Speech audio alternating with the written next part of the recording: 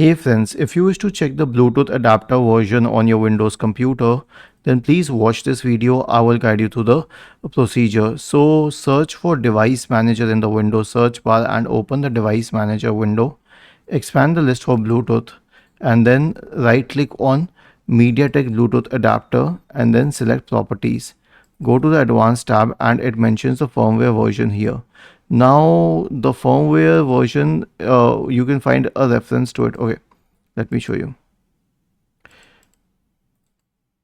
When it mentions the firmware version, note the LMP here, and that LMP is corresponding to a Bluetooth version. So up to LMP 9 we had Bluetooth version 5.0, and now that I have 11 and you may even have higher, we have later versions of Bluetooth. You can compare it using the table. You can take a screenshot of this table. Was this helpful? If yes, then please subscribe to the channel, and if not, then let us know in the comment section of the video on how we could help you further. Thank you for watching this video and have a nice day.